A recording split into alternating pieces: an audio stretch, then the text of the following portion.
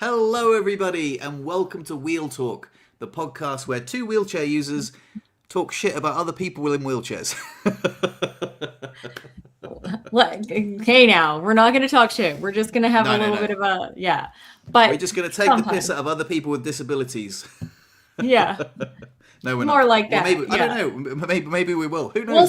We'll see. Yeah, we'll see where this goes. I wanted to get Fred's live reaction to something that happened last week when I was at the Canadian National Boxing Finals or Championships in Calgary, Alberta, and Jacob was competing there.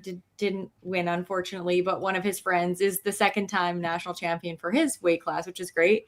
But when I was there, somebody came up to me and was like, hey, there's wheelchair boxing here. Like, they just thought that would be interesting for me to know because I'm in a wheelchair. So one of the organizers said that. I was like, really? I was like, oh, that's kind of cool. So then I texted a guy that I know. I'm not actually going to say his name on here just because I'm like, I'm not like actually bashing somebody. I just am wanting to bring up this topic. So I texted the guy I knew was like training in boxing. He has cerebral palsy and has been posting about it for a year at least, that he's like trying to get into wheelchair boxing.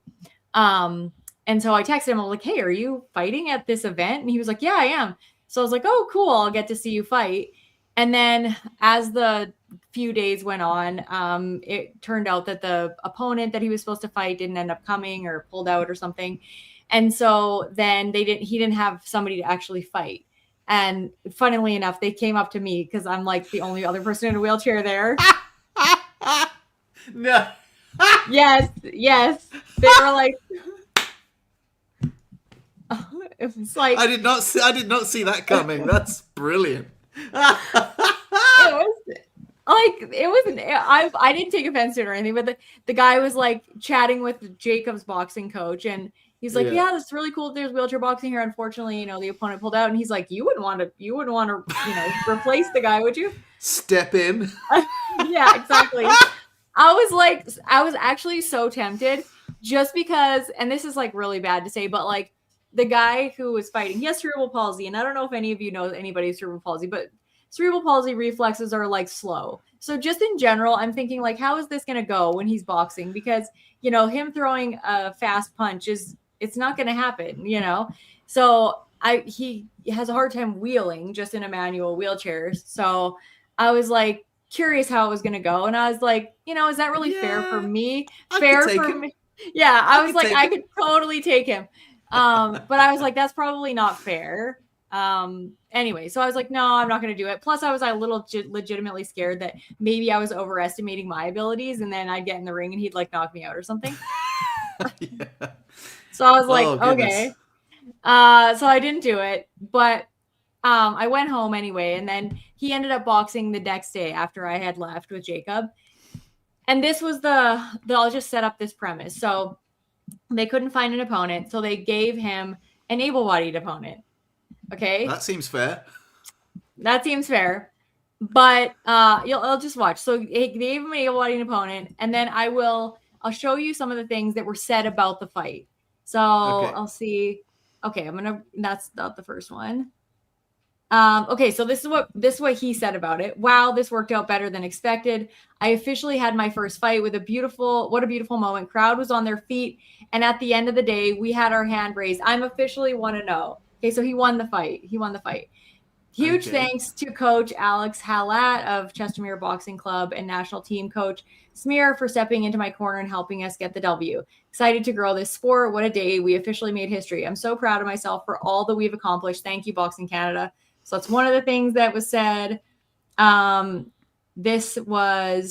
We made history. We set the bar. This is just the beginning. Huge thanks again to all the coaches in Boxing Canada for a momentous day. Attached is a CTV article. They wrote an article about the demonstration fight because it wasn't, actually an actual competitive fight. So then he says, we did something 90% of the population wouldn't dare to do, putting our community on the map. Leading the way are on Canada's biggest stage. Para sports took a massive leap forward, and I'm grateful to lead this charge. Excited to regroup the next few weeks and continue to move forward. Olympics? ? World champion? ? Who knows? But I'm excited for the future. Okay, now That's the premise of like all that was said about this fighter that he specifically said. Now watch the fight. Wait a second. But before we watch the fight, yes, this is like if he wins against an able-bodied opponent, I'm expecting. I don't know what, but my expectations are very, very high right now. Very high. I mean? Like, right? Okay, so just based on what he said, right? Okay, so oh, absolutely. I mean, if this guy with cerebral palsy came in and won out from an able-bodied opponent, then I'm like, that's, if he's like world champion, Olympics, then I'm expecting. I don't know what I'm expecting, but he. Yeah. Okay. I don't know. Like you said, like people with cerebral palsy don't have really fast reactions.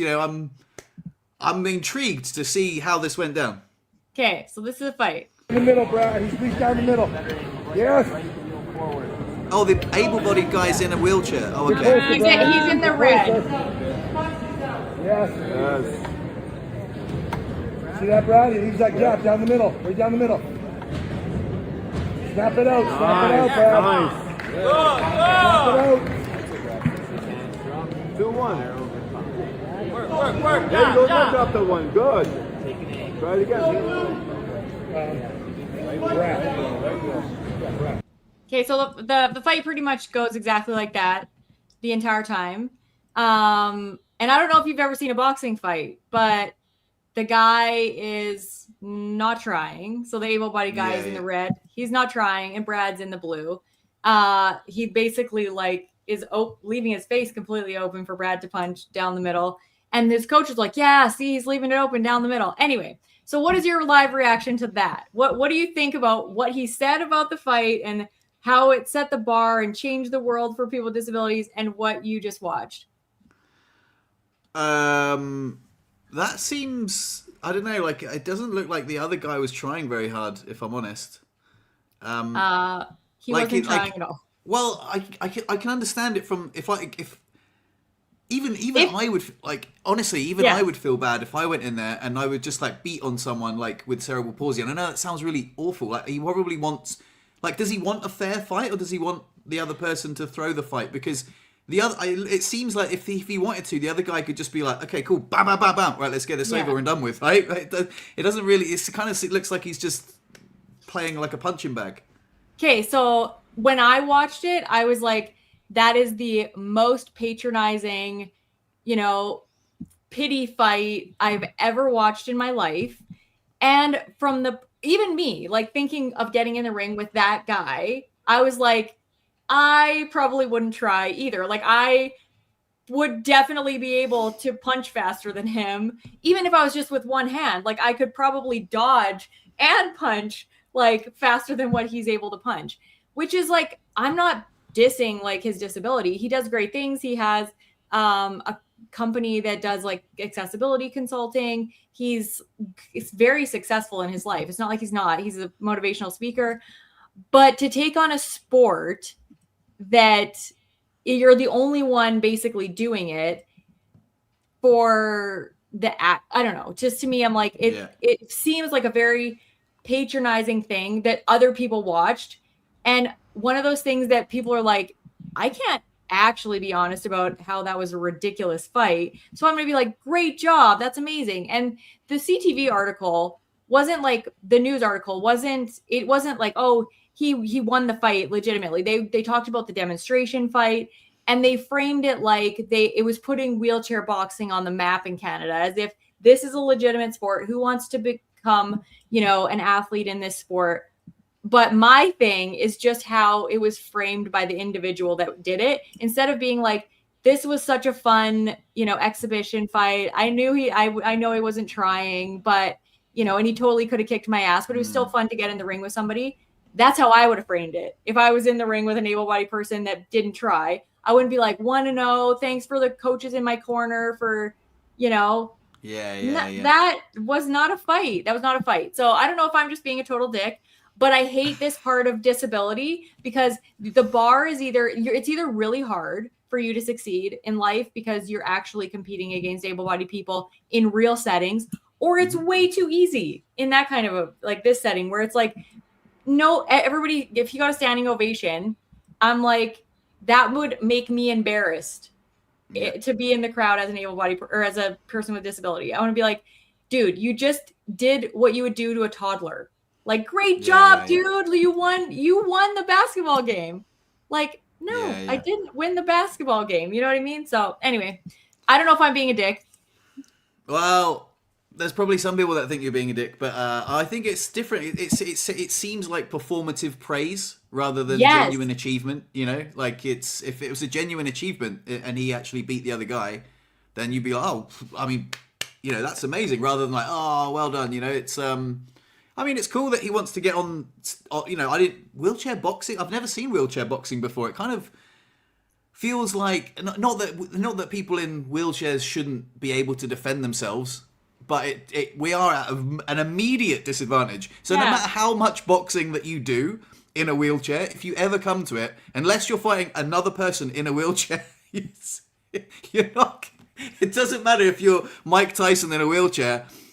If Mike Tyson was in a wheelchair, a lot of able-bodied people could just beat him, right? Like, no offense to Mike Tyson, but like, you can't duck and weave, bro. I'll just run around and pull you over and run away. Yeah, I know, and it's not like people in wheelchairs aren't strong. I mean, Brian, my friend who we've seen on here many times, talked about, he was like kind of a brawler some of the times and would get in fights with able-bodied people at the bar.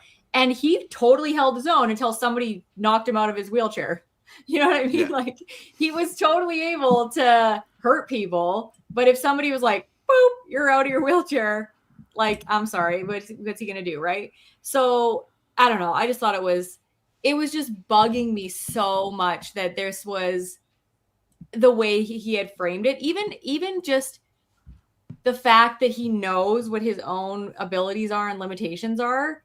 And he's trained for a year. Like, he's putting in the time. It's not like he's not putting in the time, but there's only so much you can do with, you know, your body at some point. And there are many people that use their disability, like you say, for performative things where it's like, I'm an inspiration, so I'm going to jump on this inspirational thing and ride it, so that it gets me notoriety, but it's not actually an accomplishment in real life. And I just think that does a disservice to people with disabilities, because not that you shouldn't like be, you know, congratulated or celebrated for effort, because, you know, legitimately you are putting in the effort. But I just think at some point that's not, I don't know. It just kind of, it makes the rest of the people watching cringe. Like, it makes me cringe and be like, oh my God, what do I do here? Do I say this is not how I want to be treated in real life? Like, I don't want somebody to give me something.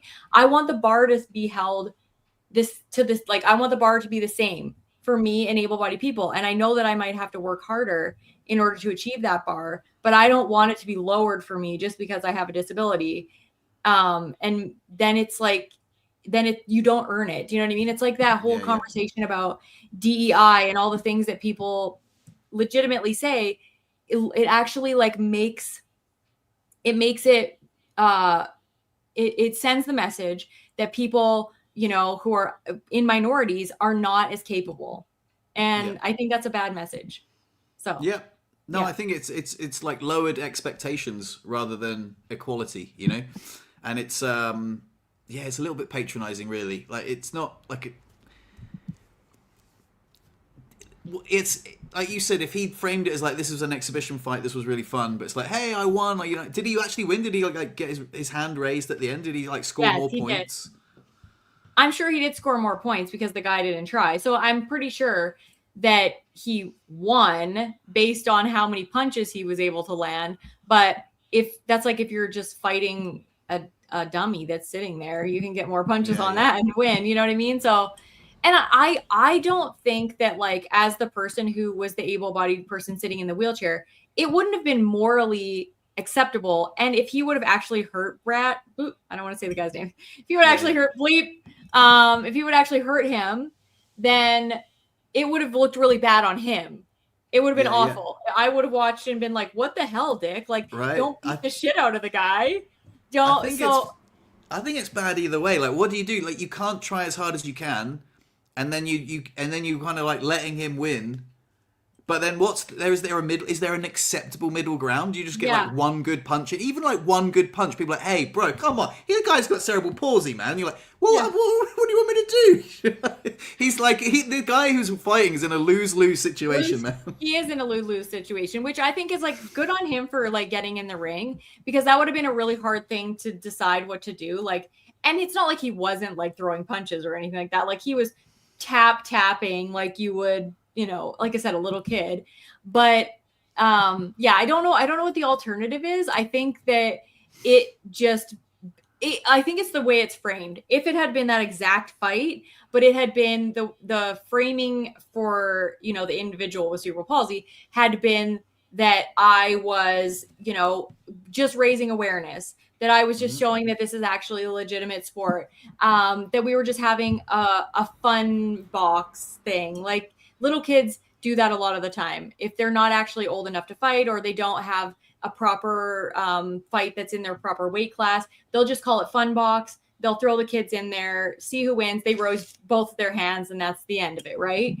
So I think that would have been totally fine. And if they had raised both of their hands for the able-bodied individual, for helping raise the awareness about wheelchair boxing and being a good sport about it, and the person with cerebral palsy for being brave enough to just put this on the map, even though, it's not a really well-known sport, then great. But it wasn't framed that way at all. And just it sounds like dishonesty disguised as kindness, Yeah. And like, I don't know whether this individual actually believes that he has Olympic, you know what I mean? Like whether he could make it to the Olympics or national champions. I don't know. I don't know whether that's a legitimate belief in his head, or if he's just saying that. I don't know. I think like that sort of inflated praise, it's quite hollow, and if anything, that removes the legitimacy. Do you know what I mean? Because it undermines the real achievement, and it's treating disabled people differently in a way that like isn't equal. It is quite. I think it's quite patronising. I wouldn't. Well, I don't know. Like if I was wheelchair boxing, I would want someone to put up a bit more of a fight, but I don't know if they just beat the shit out of me. I don't know. It's hard. Like I'm not. Hard. I don't have cerebral palsy either, so I think I could give it a better go. But if I don't know, would I want someone to match my effort? Probably. The guy, like I said before, the guy is in a lose-lose situation. The poor guy is like, hey, do you want to like box this guy with cerebral? Oh, really? Like, did he draw the short straw? Like, fuck yeah, okay, I'll do it. And I don't know. Okay, well, let me ask you this question then. If you were in a situation where you legitimately had trained super hard, or if you felt you were extremely capable, like maybe it's not in a sporting situation that is physical. Maybe it's in something that is purely intellectual, or just anything, you know what I mean? A job or whatever. If you went in there and you knew that they had a different expectation for you versus other people that were competing for that exact same thing, would you feel like you'd earned it properly? It's a tough question. Like I don't know. Like I said to you before, I'm sort of swerving the question a tiny bit, but I like to create value in my own way. Like I know that the other staff members at work, they can stack the shelves, they can sweep the floor, they can do other able-bodied tasks. But some of them are very grumpy. Like one of the girls just looks like she's got a smacked ass as a face. You know what I mean? And she just like she just doesn't smile. Even some of the other like Julian, for example, I've just blurted his name out, but he's never going to listen. But he is like one of the managers, and he's just so grumpy.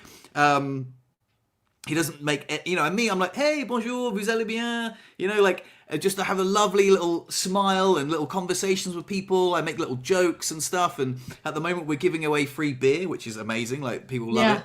And I always say like, oh, why are you giving away free beer? Oh, because we're the best supermarket in Morzine, and stuff like that. And it's really nice that I can provide value in that way, and I know that I'm providing good value.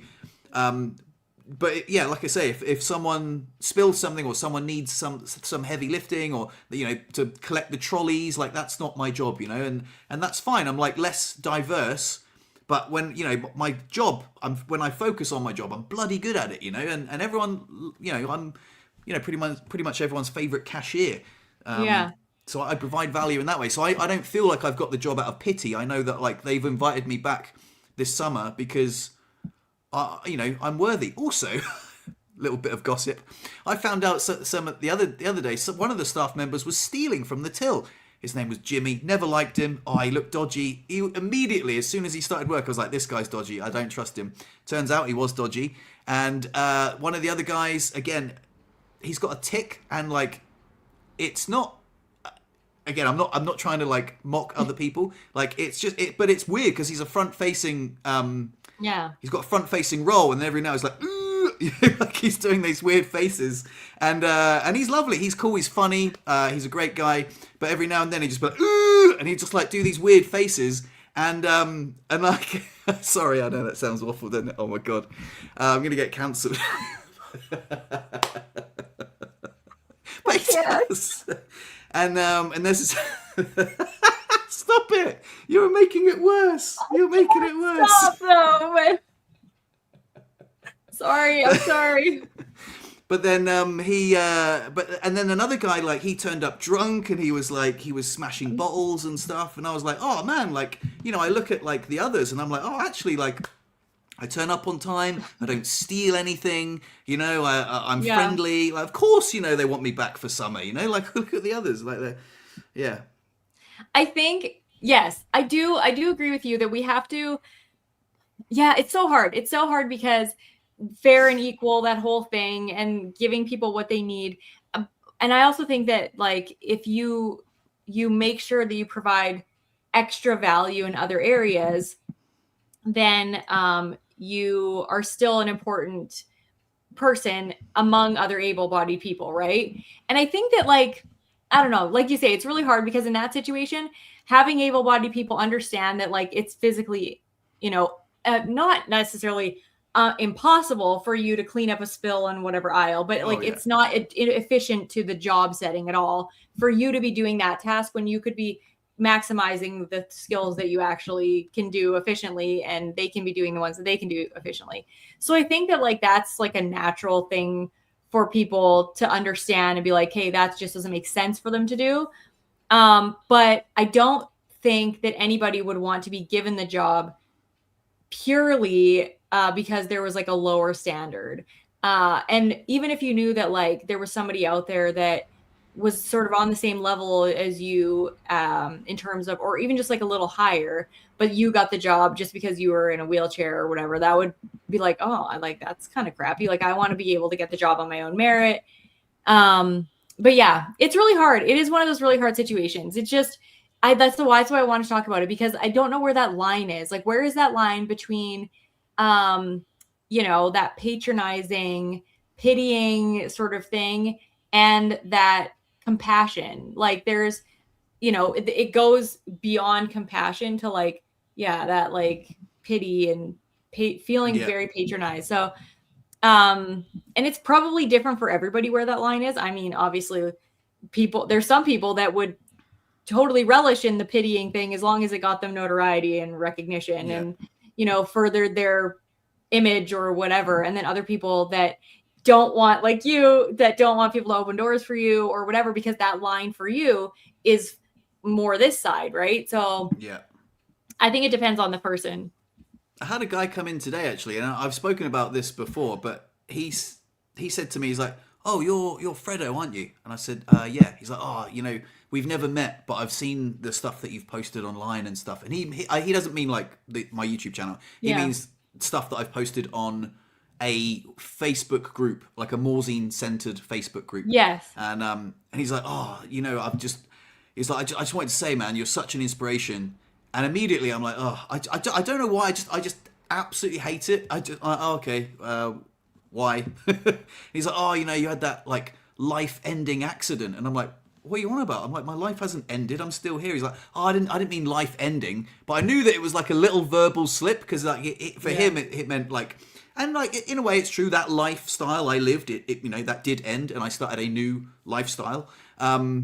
I guess lifestyle ending is probably fairly appropriate, but it was just like a little verbal slip of like life ending, as if he kind of thought like, fuck, if that happened to me, I don't know, you know what I mean? And I just said, no, I didn't end my life, man. I'm just, you do the same thing. And he's like, oh, I don't know if I could do the same thing. I'm like, well, anyway, like, I just tried to like change the subject really quickly. Cause I'm like, oh, I know that you're trying to be nice. Like, I know that you're literally paying me a compliment right now and saying that I'm an inspiration, but it's kind of unwelcome. It's unwelcome. I'm just here doing my job, and and then he started to change the subject, saying, "Oh, did you find a place? Because I knew that you were looking for a place to live. Did you find a place?" I'm like, "Yeah, blah blah blah."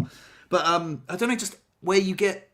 Like I told you about the guy in the gym recently. He was just like, he picked the weights up for me and like tried to put them back, and I'm like, "What? You just seen me lift them above my head? Like, what are you doing?" And then he's like, "Oh, you're such an inspiration." And I'm like, "Jog on." I'm like trying to have a workout, man. Like, what do you want? I had to take my I was listening to a podcast, like take my AirPod out, like, what do you want? You're an inspiration. Thanks. I know you're being kind, but I'm like, stop calling me an inspiration. Like, it's patronizing. I'm just here trying to have a workout or do my job, Yeah. But I think that's the difference about some people with disabilities, where that we have to work hard to accept those patronizing comments, because we don't want to make the other person feel bad. And some of the times we might educate them about, how inappropriate that is in certain settings. If I'm getting out of my car and you call me an inspiration, that's crappy. Like, tell me why I'm an inspiration. So if you see me doing something that warrants it, like, oh my God, I just saw you like pack 5 loads of groceries in and out of the grocery store or something, and that must have taken forever. And I see that it's like really challenging because it's snowy out here or something. Oh, great. Then you can call me an inspiration because of the effort that you saw me putting out or whatever. But if I'm just like, I literally am just getting out of my car and you're like, oh, you're such an inspiration. You don't know me from a hole in the wall. And then it's like, okay, then that's just annoying. Right. But then there's other people who will take that, like say that comment that's like, this individual with the boxing and stuff, like he would take the comment that said, you were in a life-ending accident. He would take that and be like, I absolutely was in a life-ending accident, and how amazing it is. Like, look how far I've come. Like he would take that, and that would like pad his ego. Yeah, I was in a life-ending accident, and look all the good things I've done, and look at how amazing I am compared to other people, and look at all the things I've overcome, and blah, blah, blah, blah, blah. Right. Like, it's just, I don't know. It's annoying sometimes. I think there's probably room for me to have a little bit of that. I do. It'd be nice if I could acknowledge that. Be like, you know what, man? It was a pretty severe traumatic injury, and I did overcome it. I really appreciate you saying that. But I'm pretty sure you'd have done the same thing. It's it's just my new normal now. I appreciate rather than just like have this this ick of this almost allergic reaction to it. And I should have a little bit of that. Like, I don't want it to pad my ego, but I do want to possibly pacify the fella who's trying to be nice. Yes, I think that there is like a balance, because sometimes we forget like how hard it actually is. I was actually going to do a video because Jamie is in grade 8 this year, the year that I was paralyzed. So my daughter's in grade 8, and I would have just been getting out of the hospital right now, like from being paralyzed. And so I was like reflecting on the fact that like how far my life has come. Wow. And how different this March is compared to the one that I was experiencing in 2000 when I was in the hospital at the exact same age that my daughter now is. And you forget to reflect on all of the crazy shit that you've overcome. Like, it's so hard to be paralyzed and to come through that, because like you said, like the guy thinks, life-ending accident, if that happened to me, I don't know what I would do. I might not want to be here anymore. And we've all gone through that. Like, we literally all went through that exact same thought, and we had to journey through that, emotion and all that stuff. But we sometimes forget, because it like life begins to feel easy, and then we forget how hard it was to come through all of that stuff. So I think we should maybe accept some of those things, but you make a really good point there, because like everything looks easier in the rearview mirror. Like, yeah, I did. Oh, yeah, I did. Yeah, oh, yeah, I was suicidal. Whatever, you know. Like, Exactly.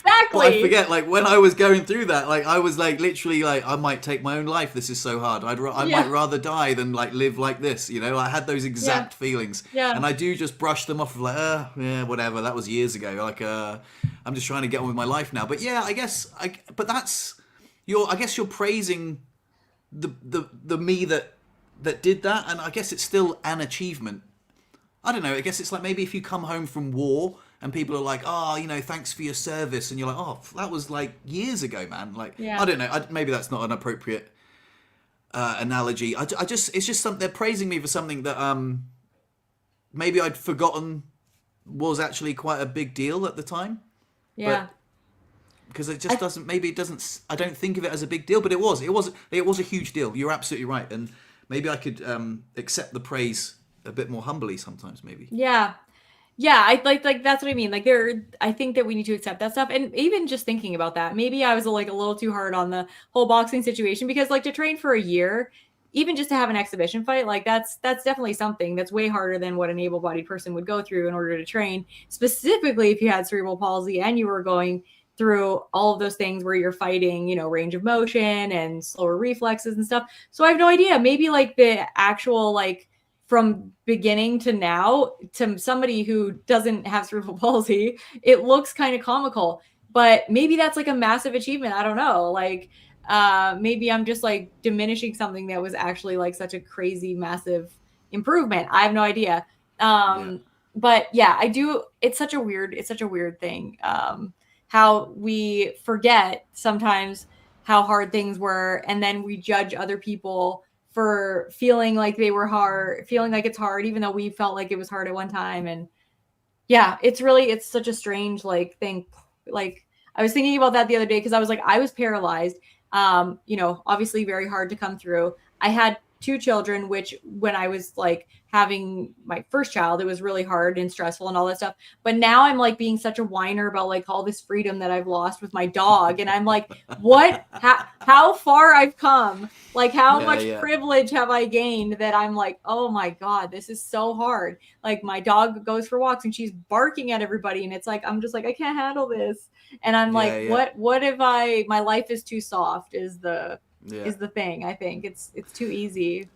Talking of being an inspiration, right? You just reminded me of something I really wanted to talk about, and I'm so glad that you nudged me. But I saw another wheelchair guy. I saw another wheelchair guy in the Duresh, right? And I'm on my bike, right? Yeah. I've got my bike out, and I've got Bonnie next to me, and Bonnie's like super well behaved. She like comes when I blow the whistle. She's like immaculately behaved, and I'm like, amazing, another wheelchair guy. And this is the sort of person who I want to impress, who I want to, hey, I hope he notices me and be like, oh, you know, maybe I could, because he was being pushed in a wheelchair, right? And it looked like the sort of wheelchair that wasn't like, you know, he didn't look like he'd hurt himself skiing. Like it was a nice wheelchair, but like a foldy one, so it wasn't like a solid frame one like you and I have. Yes. But it looked like I don't know. I just wanted him to see what I could do in a wheelchair. So I was like, oh, I kind of want to like.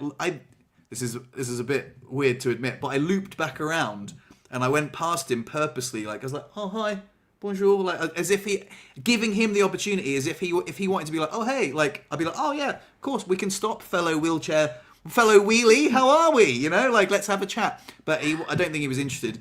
And then I purposely, and this is going to sound so cringe, but I purposely went to my car at the same time as he was going to go, because I really wanted him to see how I like get the wheelchair bike off, get it in the boot of my car, get the dog in, get the wheelchair in, because I thought that is quite an inspirational thing to do, right? And I know that like I just took the mick out of people saying that you're an inspiration, but like when I get all of that equipment into the car on my own with lower limbs paralyzed, that is bloody impressive, right? And I really wanted him to see me, because I don't know what stage of the journey he's at, or even what sort of disability he's got, to be honest. But I really was like, watch me.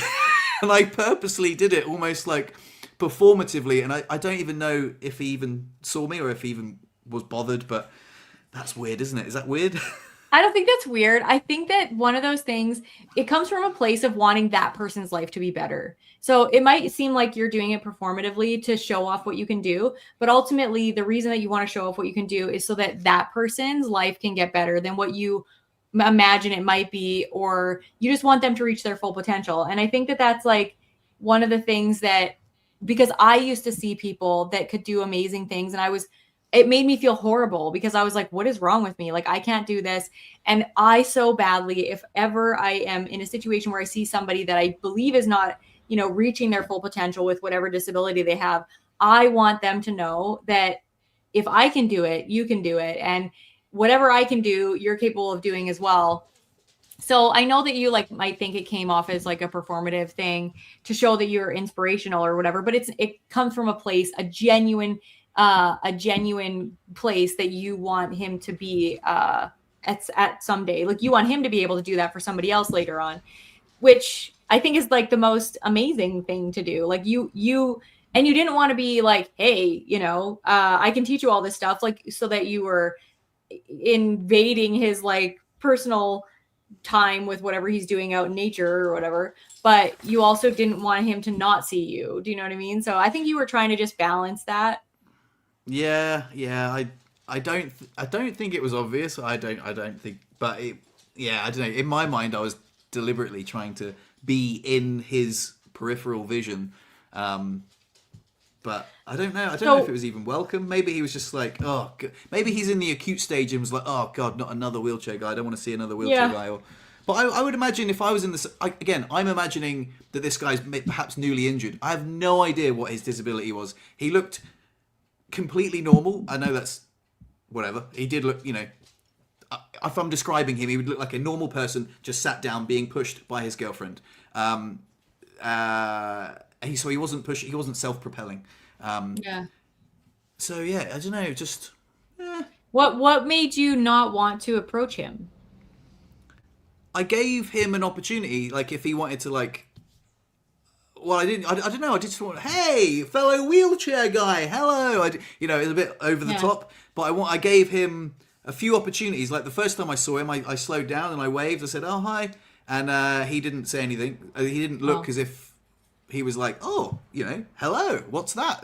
That's a cool bike, What's your dog's name? So I think maybe I just didn't get the. Maybe he was giving me a clear like signal of like, I'm not interested.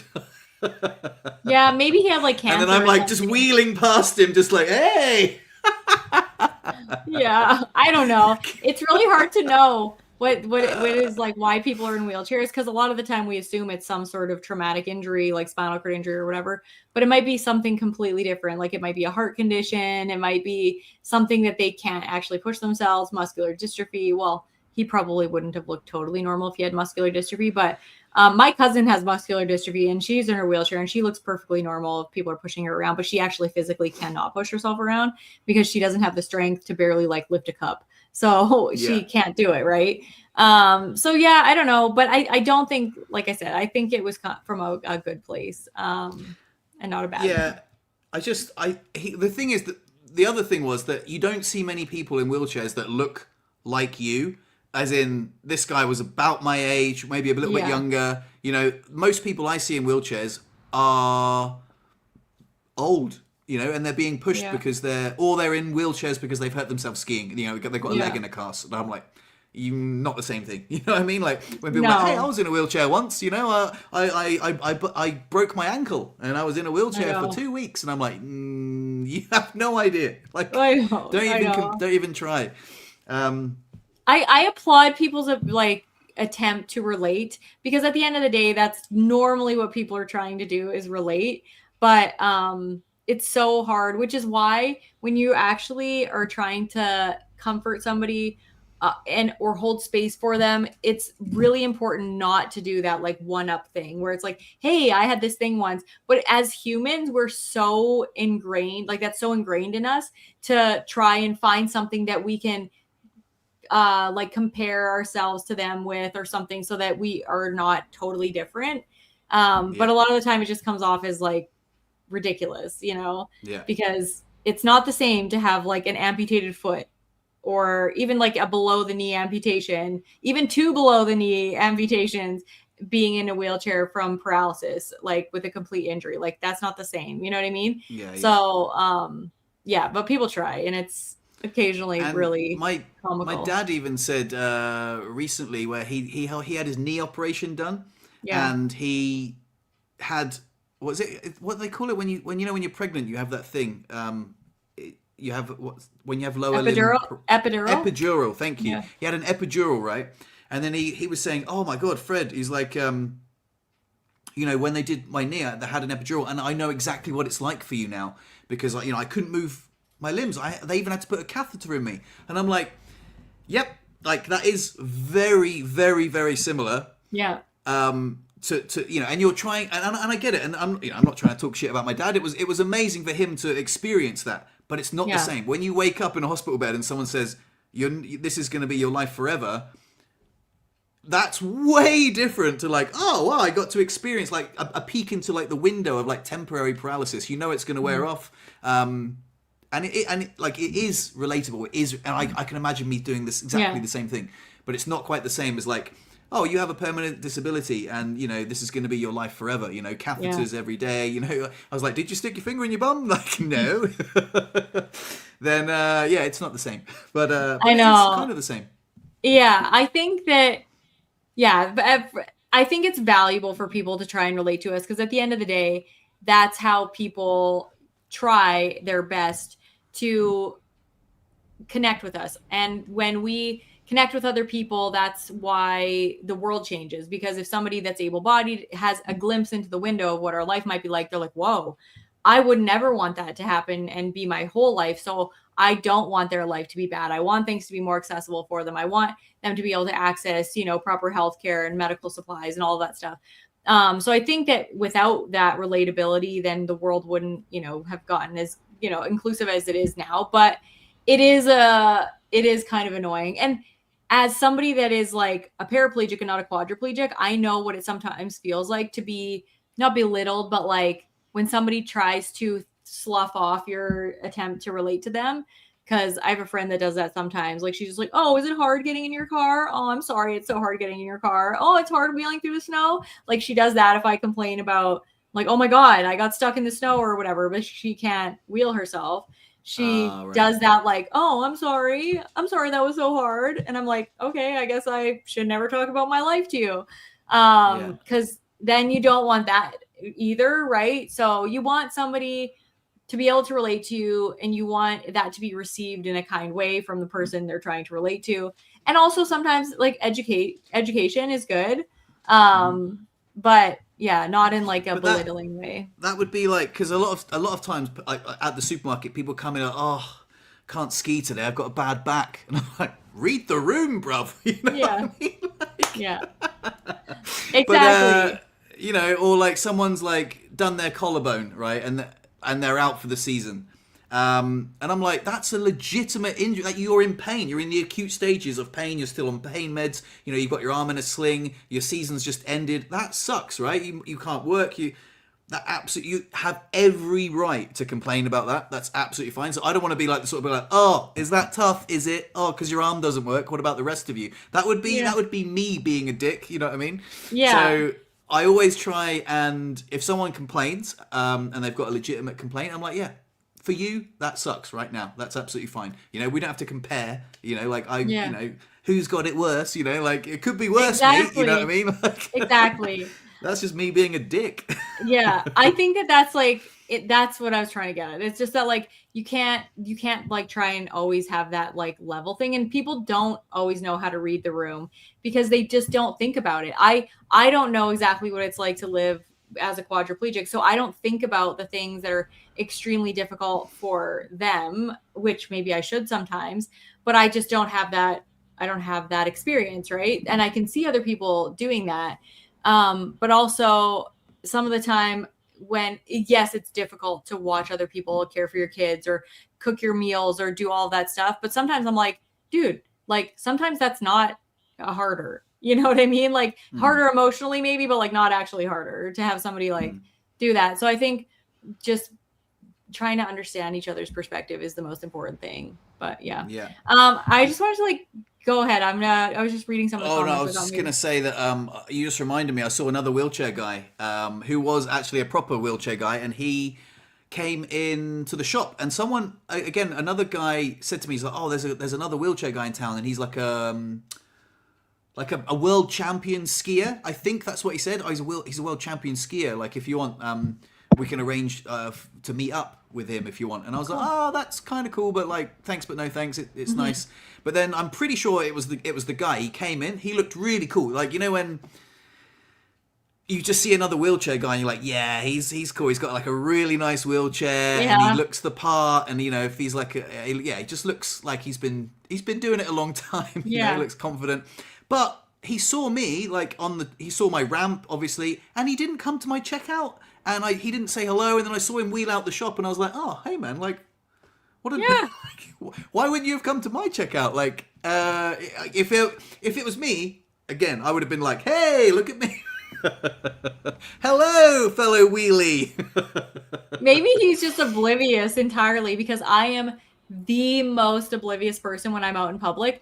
I will never notice you ever if you are out in public. I saw him notice me as he came in the shop. You come in the shop, there's a big ramp, there's me in a wheelchair, like we're the same level. He definitely saw. Maybe he was like, I don't want to be that weird guy that's like, hey, I'm gonna come into the checkout aisle, and I don't know. Yeah, it's so weird how humans overthink things way too much. We overthink things, and then some people don't overthink anything, and they just have like no boundaries whatsoever. Yeah. And then there's a guy. Oh, and then I saw him get in his van because he's got like a pretty cool van. And I was like, because I'm like, I wonder how he gets in his van, because I do my transfer a certain way, right? Yeah. And I was like, I'm really interested to see how this works, because like he's meant to be like this cool, champion skier or whatever. Yeah. And it was really interesting. And what I immediately noticed, I was like, oh, you can move your legs. Like, you can definitely move your legs. Like, I'm not saying that you don't deserve, you're probably, you definitely have some sort of level of paralysis. You can't walk, obviously. But as he transferred, he moved his legs in. And I was like, I can't do that. And my spasms are really bad. So, like, if anything, this guy is, like, less disabled than me, I would imagine. Like, he's got a certain level of voluntary movement, and it's probably his level of paralysis is probably a little bit lower. And I was like, oh, interesting. And he got into his van, transferred into like this seat, and then he transferred from the seat to another seat, and then he pulled his wheelchair all the way in without taking it apart, and then just like bungee corded it together, and then he transferred into the seat. But his transfers were smooth.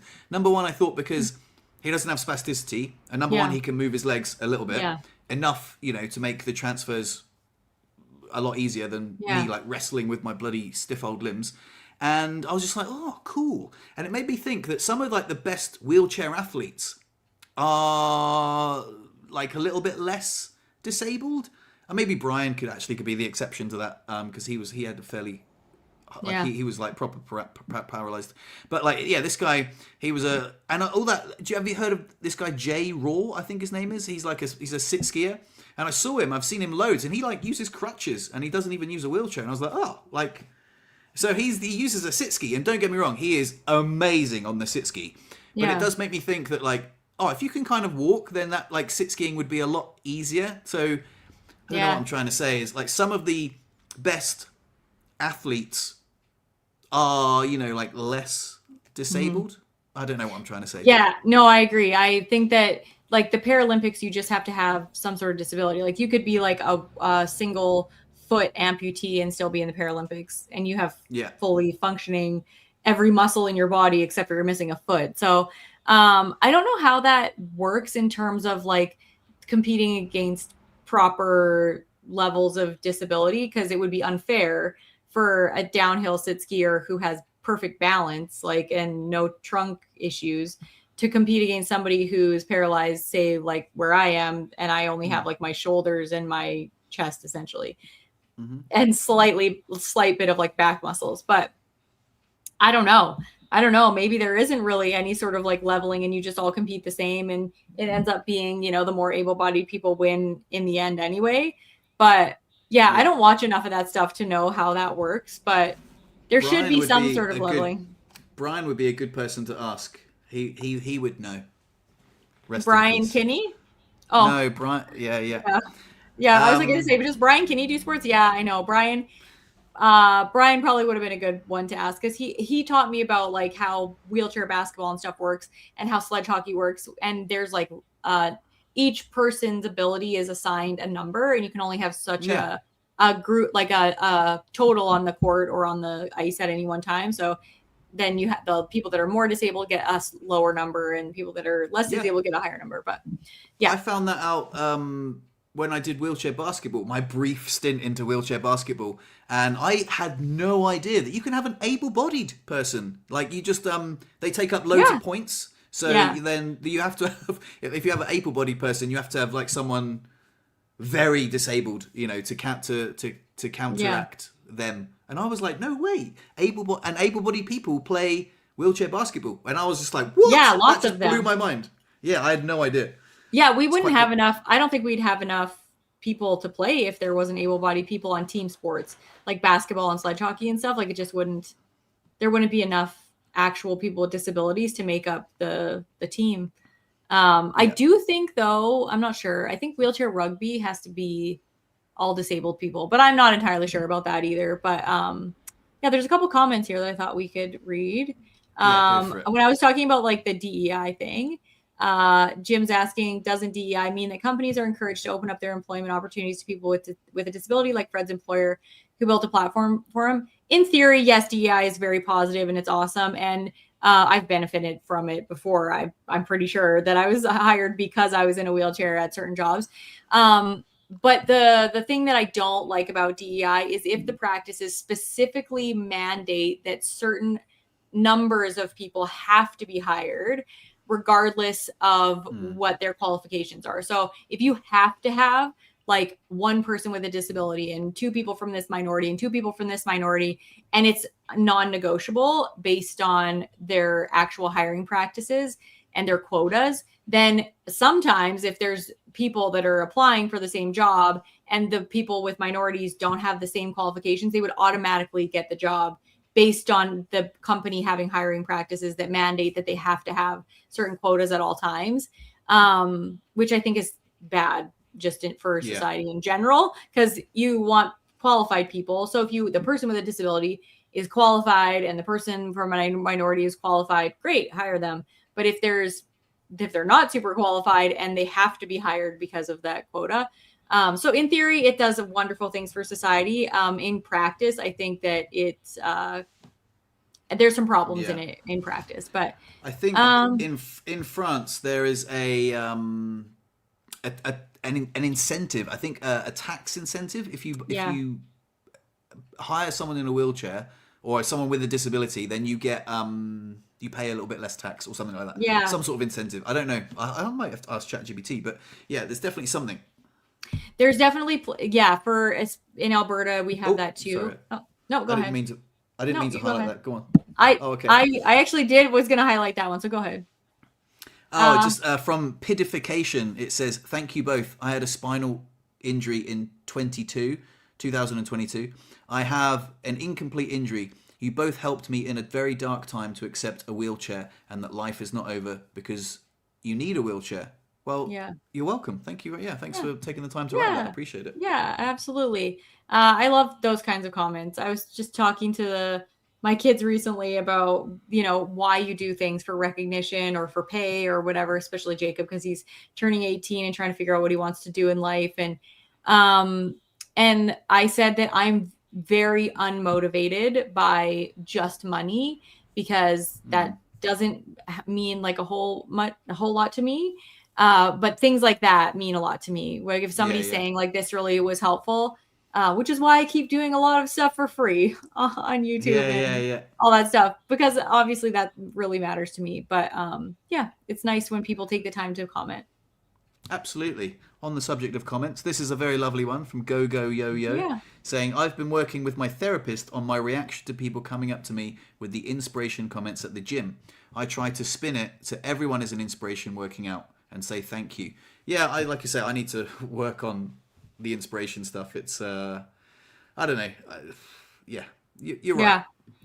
I love that though, that everyone who's working out is an inspiration. Like I think that people, anybody, especially, and this might be just like my, stigma, like stigmas that are in society, but like if somebody goes to the gym and they're very heavy, like morbidly obese or something like that, and they're brave enough to enter a gym, regardless of what they know, like people know when they have that kind of a body, they're going to go into a gym and people are going to look at them and be like, how did you let yourself get that way? Or, you know what I mean? There's because people are judgy in the gym just in general, especially if they've been working out their whole life and fitness is important to them. So I think those people are an inspiration that go in there and they're bettering their health no matter what their body looks like. And yeah, to hell with what other people think. I just wanted, this one was good. Fred, if someone had presented themselves to you like you did, like when you were wheeling or whatever, when you were, if I think he didn't finish his question, but if someone had done that to you, what would you have done? Like if I think I like that. I mean, to be honest, there was one guy called Andrew Kirker. He's a professional sit skier, and he's absolute nutcase, right? He's broken his back 3 times since getting paralyzed sit skiing. He does like the super fast downhill stuff, and when I first met him, he was using leg braces, and he was like, "Yeah, I don't use a wheelchair. He's like, I just crutch around." And he used crutches and leg braces, and I looked up to him massively. I was like, oh my god, no way, like maybe my future doesn't include a wheelchair, and I could go sit skiing, and like, I could get back to the life that I had, turns out this guy leg braces and crutches is a ball ache. I way prefer wheeling around in a wheelchair, like so I tried it, and I was just like, nah, this is fair play to you, my friend. But you are, I don't know. I think he was like, oh, newly injured fellow, look at me. And I appreciate it. There are, I don't know how, there are some people that I vibe with. Like, there's loads of people like Brian Kinney online, like loads of people that I look up to on YouTube when I was newly injured that really helped me. And I think one of the things that I would have liked was like a real life mentor, and I think the language barrier here was like played a part for sure. But I don't know. It's a good question. I was definitely not as open to people like coming up to me. I think part of the problem with me when I was first paralyzed is I was 13, like just turning 14, and everybody that they sent to talk to me was a grown man. And I was just like, that's a very, so for one, I would like just would dismiss them right away. Cause I'm like, you don't have to pee with a tiny little hole in between your legs. You can see your pee hole, and then I don't need to listen to anything you have to say. Like it was just automatic. Like you're stronger, you have an easier time peeing than I do, and I don't need to listen to you. So the time that it was like very effective for me was later on in my injury when I met, somebody that had been paralyzed at around the same age as me, was a woman, and it helped a lot. So like you say, a real life mentor that looks like you, sounds like you, you can see yourself in certain ways is really important. And I think if you, when you see other people like that, like you said, like when you're wheeling and you see the guy that you're like, oh, he kind of does my age, looks like me, then you want to go up to them because you think it's going to be more helpful. But one more thing I wanted to say was, I wanted to say this earlier, but I chose a different direction. The fact that Jamie is the same age as you were when you got paralyzed, I think that there's something really special there. There's definitely something, not just content wise, like I'm not like saying you should make a video because it's good content, but like something like a real deep reflection. Like you can see the little girl. Do you ever see you as a little girl and be like, fuck man, like I was like that young when it happened to me? Like, do you ever... Yeah, I do. It's crazy watching my kids have experienced life after when I was paralyzed, like what my life may have looked like. And obviously I watched my other friends and stuff experience typical teenager stuff that I wasn't able to take part in. And just watching my kids do it, the reflection for me is always on how much life I've been able to live past the injury, and that it didn't really affect my life in terms of like what I've been able to accomplish.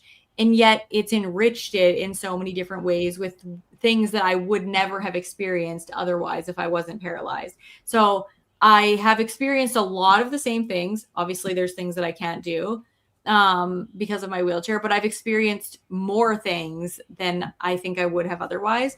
So my reflection is usually on a sense of gratitude, but also like there's this profound sadness that I didn't get to do that. You know what I mean? Like I didn't get to have the life that I see my kids living or whatever. And then there's this fear that something bad is going to happen to my kids that's going to prevent them from living the life that I so badly wanted to live, that I hope they will live. And that, you know, I don't ever want anything to take that away from them. So yeah, it's such an interesting reflection, but I just noticed that like the other day, like I was just sitting there and I was like, it's like March. And then I was like, wow, this is like such a, you know, full circle moment, because what are the chances that my daughter is going to be the same age? I guess every March comes around every year. Duh. Never mind. That's not really that big of a coincidence, but it just was something that I reflected on. Yeah, and I did it when Jacob was the same age too. Yeah. I think you should sit with it. You know, you should sit with it and see what comes up, and then, like I say, it is good to make a video about it, but not just for like content's sake, but like just to sit with it and just be like, oh, you know, what feelings come up, and see if you can articulate them. And I think it would be quite a good video to be like, hey, listen, my daughter's just turned the same age as I was when I got paralyzed, and I look at her and I see, you know, a world of possibility that lays before her that was taken away from me, and you know how's that made me feel and stuff like that. It would be cool. I think it really, I'd be interested in seeing something like that. So yeah, no, I'm definitely gonna make the video. I just have been like thinking about it in terms of like, you know, what I wanna talk about, what the reflection that I want to share kind of thing. Because there's a lot, like I said, there's a lot of emotions. There's gratitude, there's sadness, there's fear, there's like all of these things that come up all the time. And then also just like this whole sense of like how far I've come from a place of, you know, not understanding what I had before I was paralyzed. And now I'm like in that weird place now where like I've gotten to that point again where I take so much of my abilities for granted, and so much of what I'm capable of doing for granted. So it's like weird how you like go from that place before, and I'm almost like in that same place again where I wouldn't really know what I had until it was gone. But yeah, very interesting. I think there was a comment that I was gonna. Oh, I just wanted to highlight this. I thought this was interesting. The Oscars have crazy DEI quotas. I did not know that. I did not know that the Oscars have like DEI quotas where. That's like that. That changes my whole thing. Even though I love Michael B. Jordan like so much, and he won an Oscar for Sinners. I'm like, I hope it wasn't DEI, because I'm like he was. I thought that movie was a little funky. If anybody saw that movie, did you see the movie? Which one? Sinners. It's like, anyway, do you know who Michael B. Jordan is? No. Probably if I saw him. He was like in the Creed movies. It's like a black actor. I don't know. Google him. Yeah, Google him. I love him though. I love him so much. Like he's like. Did you say B. Jordan? Michael B. Jordan, because he's got Michael Jordan, the name, but he has to distinguish it to Michael B. Jordan because he's not. Rather than Michael A. Jordan. He's a good-looking fella. Wow. I love him. I love his acting. Good-looking fella. And he won for a movie that he did. I just happened to notice that because he won, because I didn't even watch the Oscars or anything, but I saw that he won. It's like, oh yeah, I love Michael B. Jordan. But for some reason, I just love his acting. I think he's like so good. Anybody else love Michael B. Jordan? I was going to ask you remember last time I said, watch Inside the Manosphere? I did watch that. We totally forgot to talk about that. Oh my God, I have so much to say about that. Okay. Do you want to go into it now, or do you want to do it next week? It's up to you. No, go on. I want to hear your thoughts. Okay. How good was it? Okay, so my initial thoughts were that there was a couple people that was like, oh my God, you guys said stupid stuff. But a lot of the things that I thought the documentarian was acute, like, you know, like these guys are doing crazy shit just for money. The things that the people he was interviewing were being accused of by the general public, and sort of the story he was spinning that like it's ridiculous the things that they do. I also thought the documentarian was capitalizing on the ridiculousness of the Manosphere, and he was cherry picking really controversial figures from the Manosphere instead of like, you know, Joe Rogan has been accused of being a part of the Manosphere, and I wouldn't ever say that Joe Rogan has crazy views. There's like a bunch of people that I would consider being part of that Manosphere. Charlie Kirk would have been a part of it, and obviously he was a controversial figure too. But there's some people that I'm like, their values, what they're like advocating for, are not crazy. They're traditional. They're, you know, that kind of stuff. And some of the time, I think. So I didn't think it was as crazy maybe as you did in terms of like what these people were doing. I thought a lot of the people in there were capitalizing on the documentary that they were being filmed for further like I didn't even know who any of these people were. And so now he did a documentary on these people and they just gained notoriety and fame. Yeah. And that's probably what they wanted in the end. So yeah, I thought it was like interesting, but like the one guy who I had actually like watched some of his stuff before, the one guy who like brings girls on his channel. What's the guy's name? Is it Myron? Yeah, that one. Yeah. And I'd seen like clips of him before and I'd never heard anything like totally crazy. But then when I saw those clips, I was like, dude, you're like advocating for the craziest shit. Like I thought that guy was insane, but that guy was so funny. The bit that I absolutely loved, like it was so funny where he was like, yeah, you know, maybe in the future, I'm going to have multiple wives. And then Louis Theroux got his like girlfriend. It was like, oh yeah, come on in. And then all of a sudden, his demeanor changed so much from like this ultra macho guy to like just shriveled up. So funny. And then he was like, oh yeah, what about multiple wives? And he's so funny the way he's British. Like, I really don't want to make you feel uncomfortable, but you did say that about multiple wives. Yeah. He's like, oh well, you know, maybe in the future. She's like, multiple wives. I thought that was really funny too. And in the end, like I don't want to like spoiler alert or whatever, but it shows what happens with them after. And like, oh my God. And he was so like, you know, he wasn't like, yeah, I don't need the bitch. You know, he was like so nice about how and I was just like, a lot of the time I think that they say that shit just for clicks and views. Same with the guy, the other guy who was like the younger guy where his mom came on and his mom's like, don't disrespect me. This is like, do you know what I mean? And he's not actually like that in real life. Like that's so stupid. Yeah, I think it's just so all funny. For clicks and views. Yeah.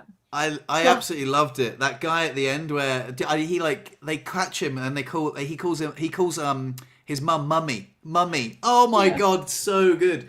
And he's meant to be like this big macho guy, and yeah, he was just an utter bellend, so unlikable. And the guy who like was like, there's a certain cut of suit which like kind of looks good in photos, but this guy was he looked like he was just had. His suit just didn't fit him. It's like way too small for him.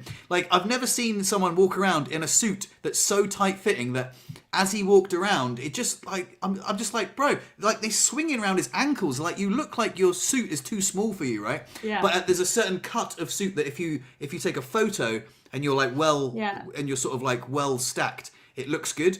But like as he was walking around, I just couldn't believe. I was like, mate, that looks so uncomfortable. Tell me that's stretchy fabric, because like he just could barely move in this suit that was too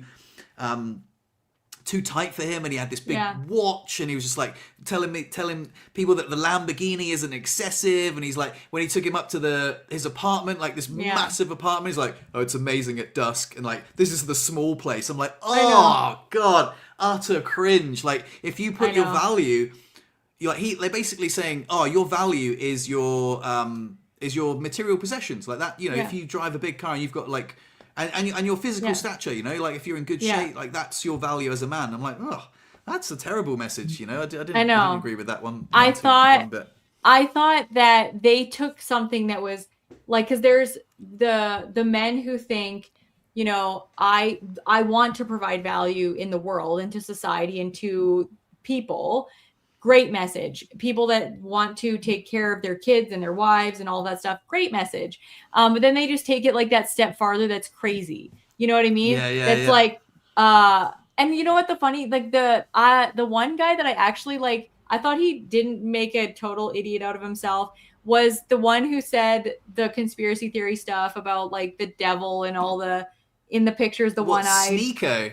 Yeah, I thought he was just like, I thought he was like a normal guy with some like crazy conspiracy theory stuff, but I thought he wasn't like, yeah. Like when the like kids came up to him or whatever, he was like, nice. And like, he wasn't crazy. Like he wasn't one of those people that was going up to like all the women and being like, yeah, give me your Instagram. Like, let's do this thing. Or like the one guy's literally like filming people beating up some random guy that they basically like got to come there on like a fake date.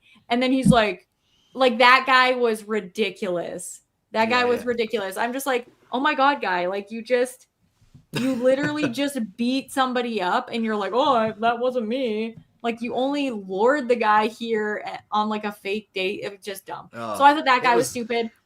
It was a mixture of like some bits were like utterly fascinating and funny and like watchable, and then some bits were just cringe, and some bits were like a little bit sad, if I'm honest. Just like, do you know what I mean? Like, and there is like this weird, like, I know that there's a middle ground, like between like men's rights and all sorts of stuff. There's actually a good comment here which says,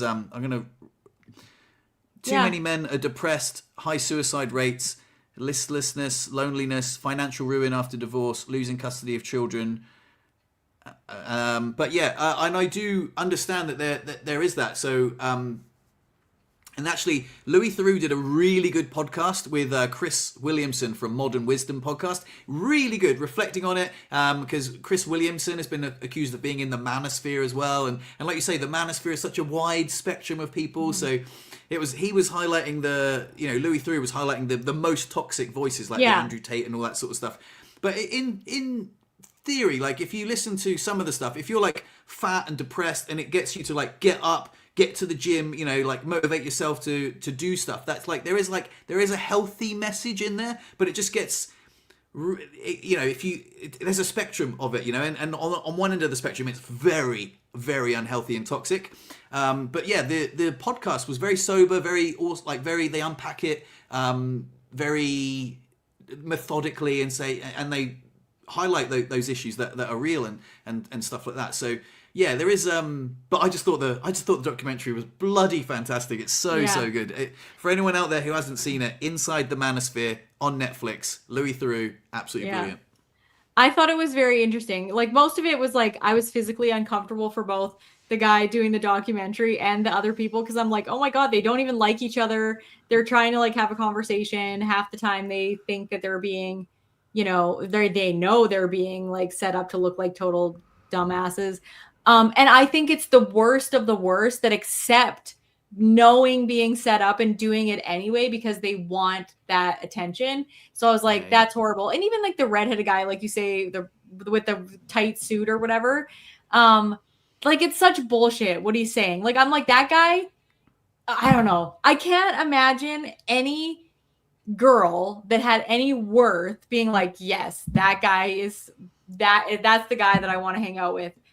No. So I think it exemplified sort of the most extreme, totally toxic males who then take advantage of the extreme, totally toxic females. Just like on the podcast that Byron, whatever his name is, Myron or whatever guy, he brought girls on there that were so stupid. They were so stupid. Like, can you name countries? And they like couldn't name 3 countries. I'm like, dude, you're so dumb. You go on and they just did it for likes and views too. They know that they're just going to get people that look them up so they can find some sort of stupid sugar daddy who only cares about big boobs and, you know, all that stuff.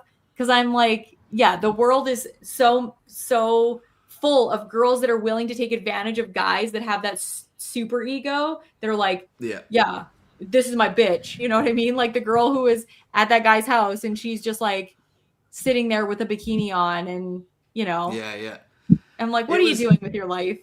It was wild. That sort of content, though, it's awful. It's so, number one, the girls that are brought on there, they're absolutely 100% set up to fail. But unfortunately, the young, influential males that watch that sort of content, they think that all females are like that. You're like, Yeah. what the hell? Go out and meet a real woman who doesn't have like lip filler or like fake eyelashes. You know what I mean? Go out and meet a real woman who is just down to earth, and you know, you don't have to like treat her like shit. They're just bringing on these. It's like shooting fish in a barrel. Like, hey, yeah, they obviously filter them. So they can just take the piss out of them on air. It's such a low quality content, but unfortunately, it reaches like young, influential minds, and it shapes their view of women in a very, very unhealthy way.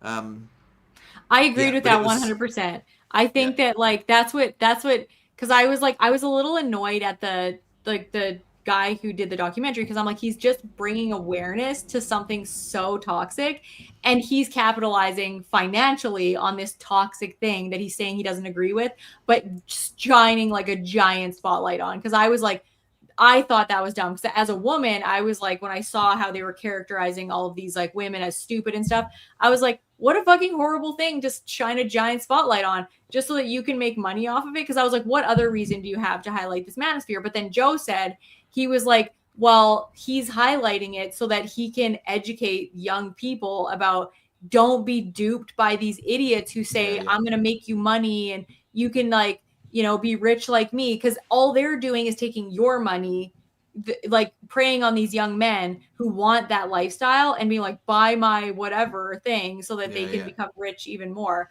So I was like, I guess you have to like, in order to expose something, you have to highlight it.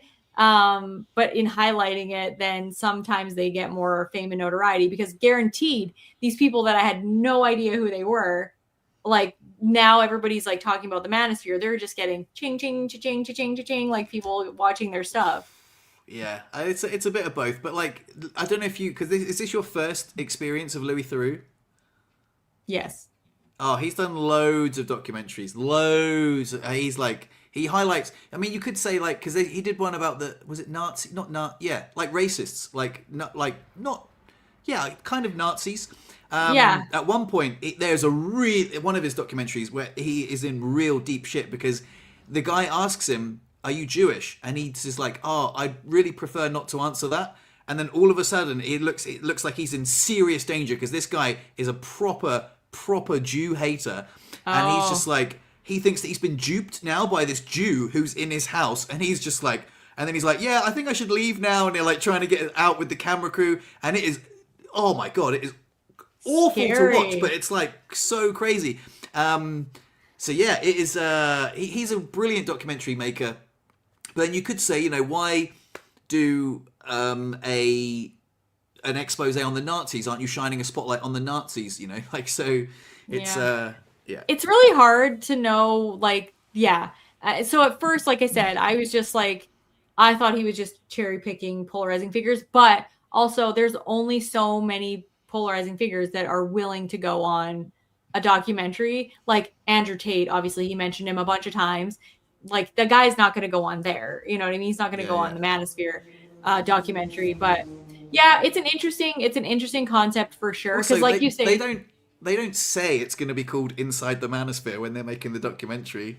Yeah, no, obviously they don't. Well, it's no different than like Matt Walsh, the video or the documentary he did called Am I a Racist or whatever. All of these people, there's one he did like What is a Woman too, and all of the people that he brings on, like they know who Matt Walsh is, they know he's controversial, they know what his beliefs are, but they don't know necessarily that the documentary is meant to like expose, the way it's framed is that they're totally stupid, these people that have these like beliefs or whatever. But yeah, I'm not a huge fan of Matt Walsh. Like, I just, the whole like, what is a woman? Like, on the whole, on the most concepts, I agree with him. I just don't understand. I don't think the way he presents it is fair. He asks an almost impossible question, right?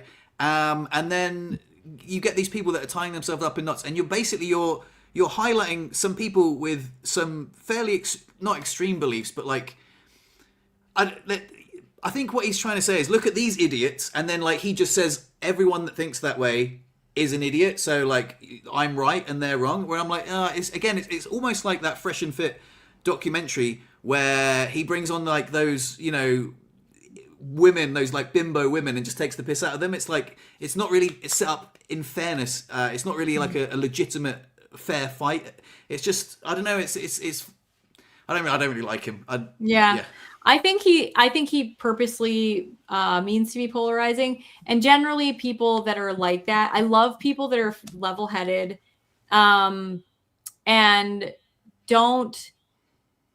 they don't bully, you know what I mean? And he does a little bit bully, like he just keeps asking the same question. But in all fairness, I do agree with like Matt Walsh in that it should be a simple enough question to answer. And I think the problem in society is that we create very confusing, like, I don't know, it's a very weird thing that we create with socially constructed things that we lose the like definitions for. So even just like in this research study that I'm doing, we had to have multiple conversations about, okay, when we're just asking a basic question about gender, then we're like, okay, well, what are we actually asking? Are we asking how somebody identifies, or are we asking like about their body parts? And it gets so convoluted, and we're like, what are we even asking anymore? Like, and is it because we're trying to decide outcomes in rehab, and does it matter? Do the outcomes in rehab matter? If somebody is biologically, like if they have a vagina or a penis, well, that does matter. But if they join the study and we think that they're identifying as a male, but they're giving information on how to structure outcomes for males in rehab, but they have a vagina and they, you know what I mean? We were I'm like, this is so confusing. So it's created some of the things I think should be simpler. And I think Matt Walsh shines a light on that kind of stuff, that we should be able to define what a woman is without offending people, because we should just come up with something else. You know what I mean? That means that you have biological things this way, but you identify in another way.